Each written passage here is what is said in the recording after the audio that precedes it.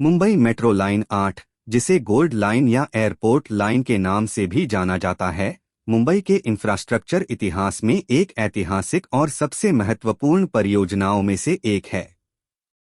यह लाइन छत्रपति शिवाजी महाराज अंतर्राष्ट्रीय हवाई अड्डा (CSMIA) को नवी मुंबई अंतर्राष्ट्रीय हवाई अड्डा (NMIA) से सीधे जोड़ेगी, जिससे मुंबई और नवी मुंबई के बीच हवाई यात्रियों की कनेक्टिविटी पूरी तरह बदल जाएगी।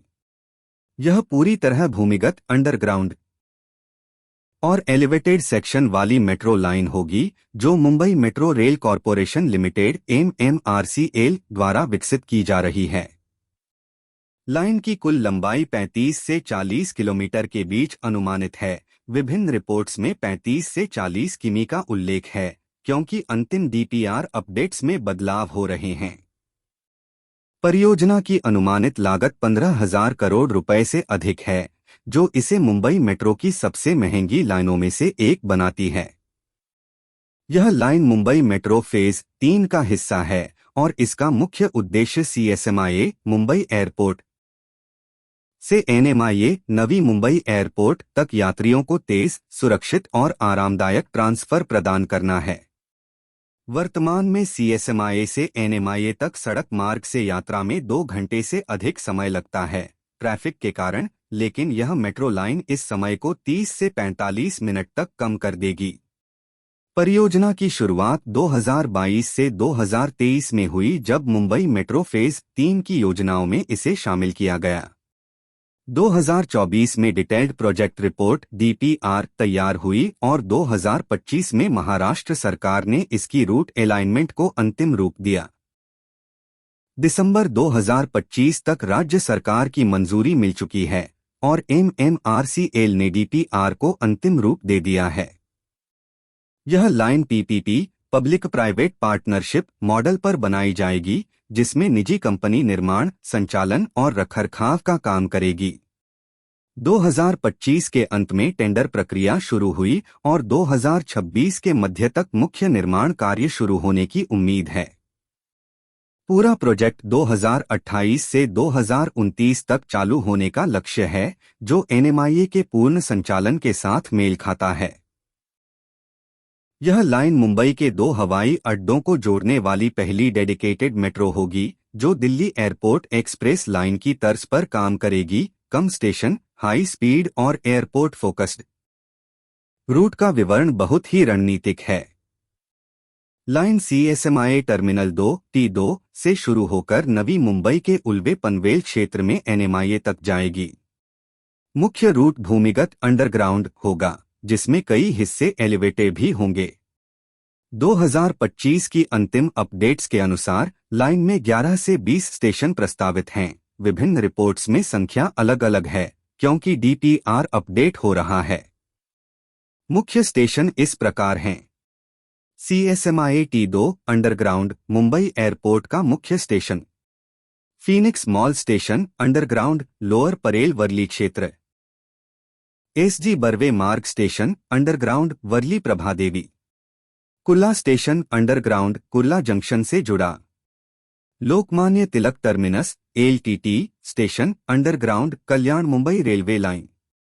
गरोडिया नगर स्टेशन अंडरग्राउंड घाटकोपर विक्रोली क्षेत्र। Vashi station underground elevated Navi Mumbai का प्रवेश द्वार। Nerul station, Seawoods station, Ulwe station, NMIA station Navi Mumbai airport terminal. कुछ रिपोर्ट्स में 20 स्टेशन बताए गए हैं, जिसमें बीच में छोटे छोटे स्टेशन जैसे विक्रोली, घाटकोपर, सायन, दादर आदि भी शामिल हो सकते हैं, लेकिन अंतिम DPR में 11 से 15 स्टेशन फाइनल होने की संभावना है। रूट मुख्य रूप से अंडरग्राउंड टनल से गुजरेगा, ताकि सतह पर ट्रैफिक प्रभाव न पड़े।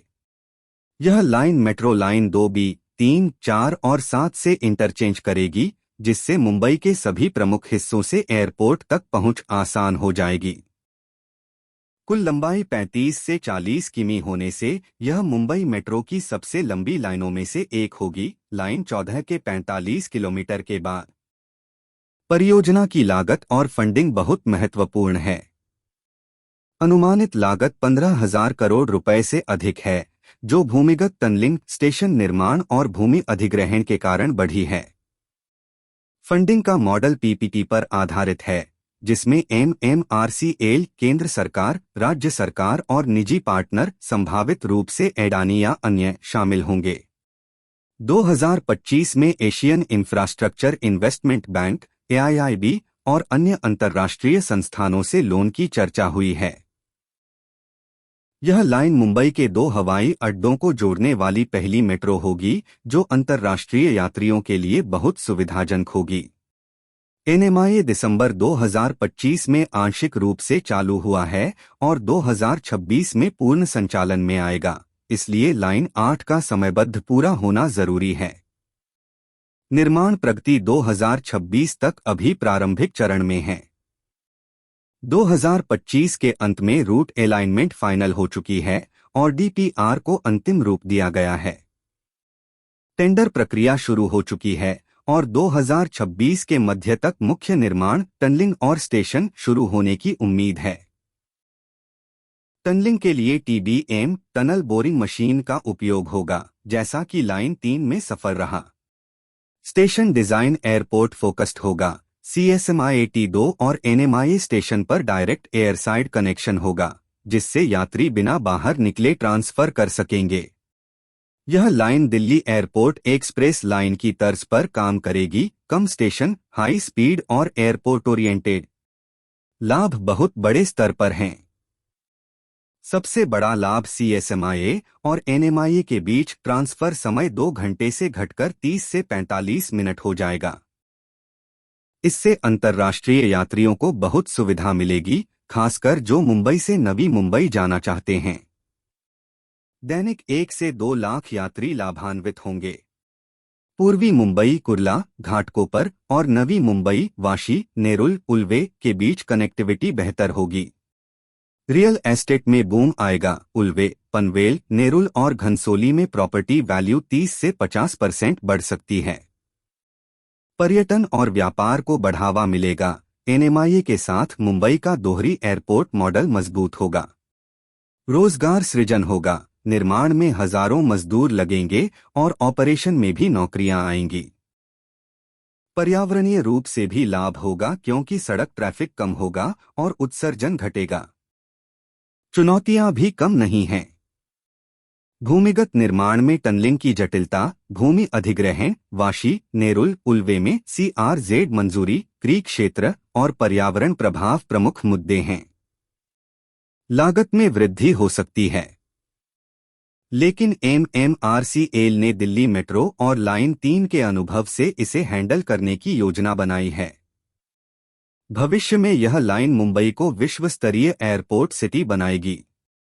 यह मुंबई मेट्रो नेटवर्क को और मजबूत करेगी और 2030 तक MMR में 500 प्लस किमी मेट्रो का लक्ष्य पूरा करने में मदद करेगी।